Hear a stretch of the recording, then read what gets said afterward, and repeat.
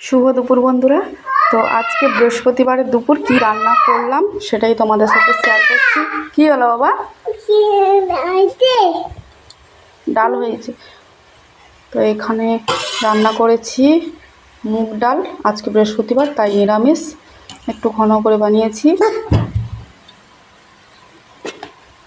আর এইখানে 3 রকম ভাজা, এখানে আলু ভাজা করেছি, এখানে শাক ভাজা, আর এখানে বেগুন ভাজা, আর এখানে লঙ্কা আছে ভাজা, শাক ভাজা দিয়ে মাখিয়ে খাওয়ার জন্য।